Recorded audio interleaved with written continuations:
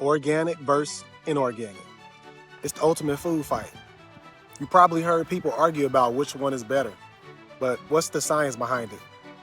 Today we're gonna go behind the scenes of your food and see how it's grown, what it means for your body, and what might be the best choice for you and the planet. Let's get started. Part 1.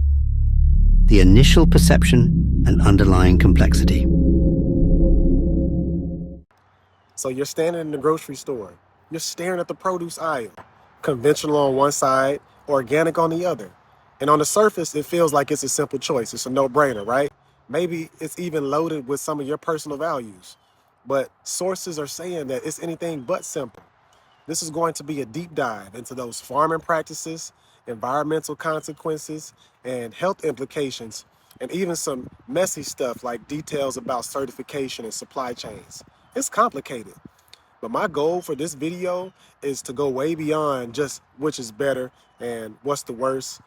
I really want to help you understand the complex story behind each apple, lettuce, any type of produce claiming to be organic or the non-organics. Part 2. The scope and historical context of the discussion. I want to outline some main points. I want to talk about the farming practices, scientific health, environment, certification, stuff like that. And I want to go on I want to give a brief history and explain some of the context. So we know World War II, Green Revolution, the focus was on getting out a lot of food and getting it out quickly. Unfortunately, this was a synthetic way of doing things because it was just easier. It was easier to use chemicals to grow crops and animals fast and get it going to keep people fed. And when you think about organic was probably seen at the time as like, why are you doing this when we can do this quicker, faster, we can feed more people?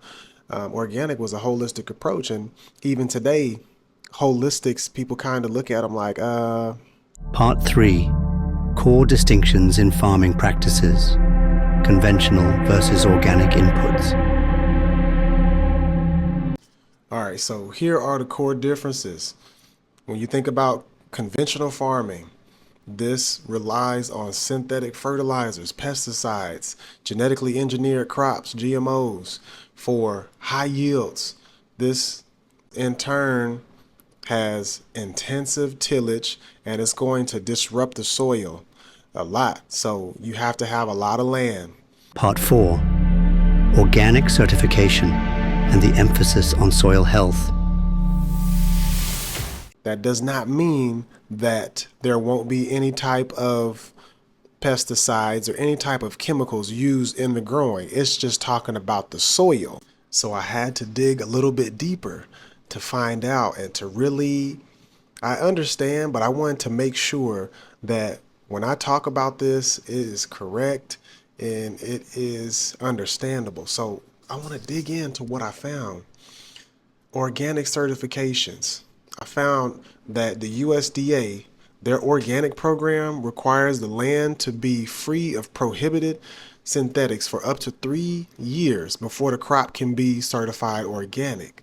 And the cornerstone of this type of organicness is to focus on healthy living soil, and the farmers build up soil that has minimal disturbance, cover crops, and long complex rotations, sometimes up to 8 years. And what that means is the switching of the plants and the crops is kind of systematic. So say I have corn right here and I grow corn right here on this part of land. I'm not going to double plant that corn. I'm going to, after I harvest this corn, I'm going to go over here and maybe do some carrots, and then I'll come back over here and I'll do broccoli after that soil has lived a little bit and it has regained its nutrients.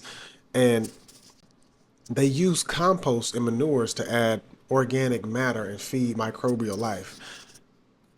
A lot of conventional farming will use compost and manures, but this is natural stuff that is going right back into the soil. And what I mean by natural, I mean,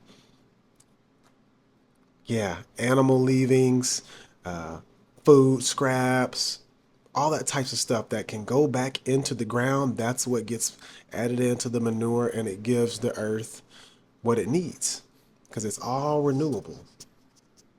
Part 6. Scientific findings on biodiversity. And again, I wanted to come correct with this. I wanted to really dig deep into this and make sure that I wasn't just having a discussion or a conversation, and I was getting you the right stuff, the valid stuff. So here are some biodiversity stats that I found. Studies show that there's a 30% increase in species and a 50% increase in microorganisms on organic farms compared to conventional farms. The key takeaways that I have for this are organic foods are going to have things like antioxidants and minerals and stuff like that. And people that have organic, they eat organic and they do it regularly, they're going to have fewer traces of the pesticides in their body. Now, you have to make a choice. What does this mean? You know that conventional farming is going to get you your produce.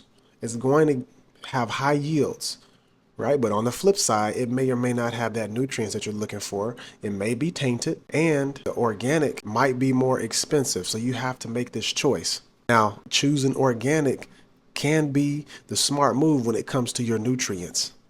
But just know, organic does not mean 100% free of any type of chemical. There's just levels to it, and they are certified in how much leakage can be in there and other little particles that can find its way into the food away from the soil, right? So ultimately, it stems down to what you want to put into your mouth and how you want to survive. Because if you know who I am and you know what I'm about and you've been watching my channel, you know I'm holistic, I'm organic, I'm plant-based whole foods.